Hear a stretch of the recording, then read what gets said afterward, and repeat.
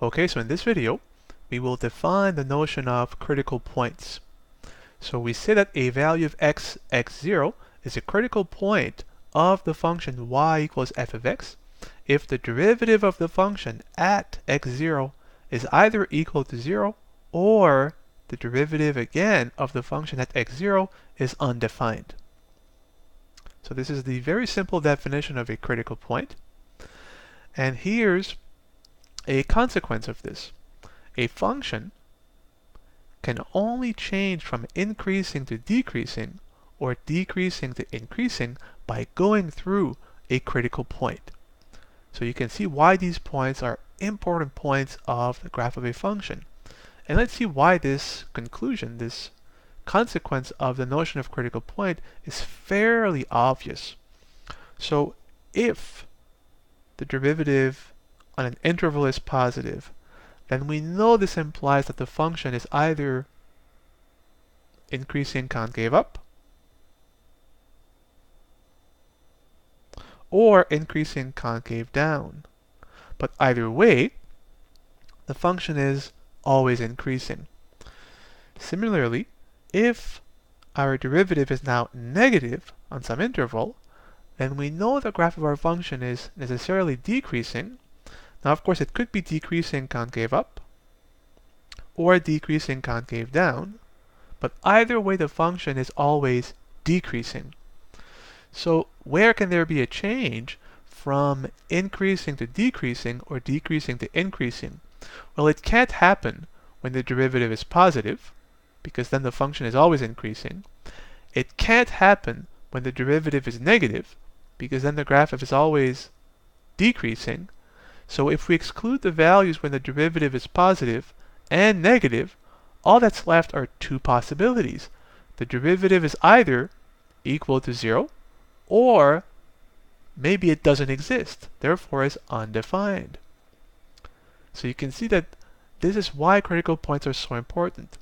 If you want to sketch the graph of a function, you have to know exactly at which points does the function change from increasing to decreasing or decreasing to increasing. And this change can only occur at a critical point of the function, at a point where the derivative is 0 or undefined.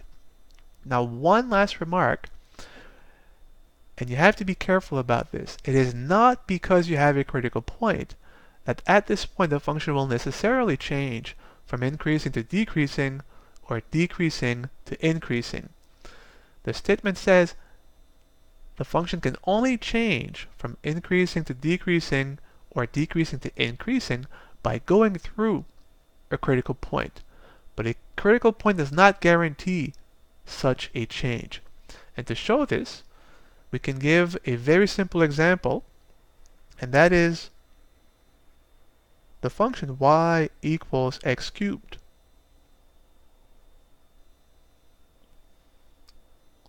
Very simple and familiar function, hopefully.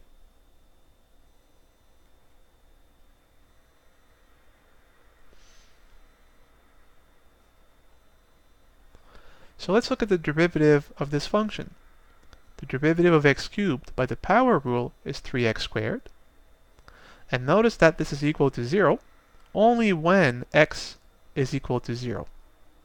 So x equals 0 is therefore a critical point of the function x cubed.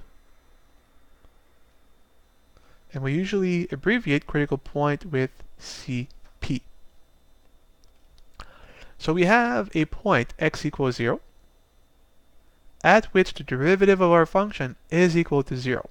So at this point we have a horizontal tangent line, therefore the x-axis.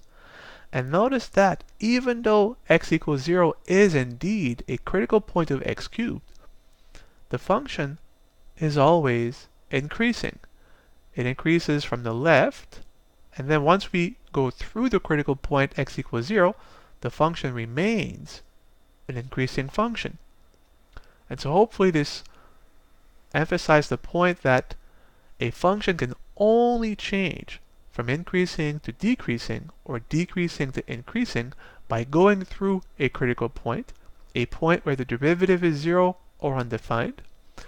But a critical point does not guarantee a change from increasing to decreasing or decreasing to increasing, as it is clear from the example of x cubed, where the function is always increasing, even though x equals 0 is a critical point.